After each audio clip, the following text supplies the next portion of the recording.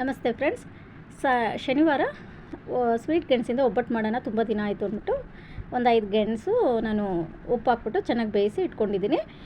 ಒಂದು 50 ಗ್ರಾಮಷ್ಟು ಕಡಲೆ ಪೌಡ್ರ್ ಮಾಡಿಟ್ಟಿದ್ದೀನಿ, ಯಾಲಕ್ಕಿ ಸ್ವಲ್ಪ ಪೌಡ್ರು ಮತ್ತು ಬೆಲ್ಲ 1 ಕಪ್ ತೊಗೊಂಡಿದ್ದೀನಿ. ಸ್ವೀಟ್ ಗೆಣಸು ಚೆನ್ನಾಗಿ ಬೇಯಿಸ್ಬಿಟ್ಟು ಅದರದ್ದು ಸ್ಕಿನ್ನೆಲ್ಲ ತೆಗೆದುಬಿಟ್ಟು ನಾನು ಚೆನ್ನಾಗಿ ಮ್ಯಾಶ್ ಮಾಡಿ ಇಟ್ಕೊಂಡಿದ್ದೀನಿ. ಬೆಲ್ಲ 1 ಕಪ್ ತಗೊಂಡು ಅದನ್ನು ಕರಗಿಸ್ಕೊಂಡೆ. ಹಸಿಟ್ಟು ಬಂದು ಒಂದು 1/4 kg ಮೈದಾ ಹಸಿಟ್ಟು ತೊಗೊಂಡು ಸ್ವಲ್ಪ ಉಪ್ಪು ಅರಿಶಿನ ಹಾಕಿ ಚೆನ್ನಾಗಿ ಒಬ್ಬಟ್ಟು ಹಸಿಟ್ಟು ಥರ ಕಲಸಿಟ್ಕೊಂಡಿದ್ದೀನಿ. ಬೆಲ್ಲ ಚೆನ್ನಾಗಿ ಕರಗಿದ್ಮೇಲೆ ನಾವು ಕಡಲೆ ಪೌಡ್ರ್ ಮಾಡಿಟ್ಟಿರೋದನ್ನು ಅದಕ್ಕೆ ಹಾಕ್ಕೊಂಬಿಟ್ಟು ಸ್ವಲ್ಪ ಏಲಕ್ಕಿ ಪೌಡ್ರು ಹಾಕಿ ಗೆಣಸನ್ನ ಅದನ್ನು ಹಾಕ್ಬಿಟ್ಟು ಚೆನ್ನಾಗಿ ಪಾಕ ಬರೋವರೆಗೂ ಚೆನ್ನಾಗಿ ಮಿಕ್ಸ್ ಮಾಡ್ಕೋಬೇಕು. ಅದು ಪಾಕ ಎಲ್ಲ ಮಿಕ್ಸ್ ಆಗಬೇಕು ಅದರಲ್ಲಿ, ಬೆಲ್ಲ ಎಲ್ಲನೂ ಗೆಣಸಲ್ಲಿ. ಆಮೇಲೆ ತಣ್ಣಗಾದ್ಮೇಲೆ ಅದನ್ನು ಉಂಡೆಗಳು ಕಟ್ಕೊಂಡು ಒಬ್ಬಟ್ಟು ಯಾವ ಥರ ಲಟ್ಟಿಸ್ಕೊತೀವೋ ಸೇಮ್ ಅದೇ ಥರನೇ ಲಟ್ಟಿಸ್ಕೊಂಡು ಮಾಡಿಕೊಂಡ್ರೆ ಸ್ವೀಟ್ ಗೆಣಸಿಂದ ಒಬ್ಬಟ್ಟು ತುಂಬಾ ಟೇಸ್ಟಿಯಾಗಿರುತ್ತೆ. ತುಂಬ ಚೆನ್ನಾಗಿತ್ತು, ಚೆನ್ನಾಗೂ ಬಂತು. ಈ ಸರಿ ಅಂತೂ ತುಂಬ ದಿನ ಆಯಿತು ನಾನು ಮಾಡಿ, ಸರಿ ಅಂತ ಟ್ರೈ ಮಾಡಿ ನೋಡಿದೆ, ಚೆನ್ನಾಗಿ ಬಂದಿತ್ತು, ತುಂಬ ಟೇಸ್ಟಿಯಾಗಿತ್ತು ಫ್ರೆಂಡ್ಸ್.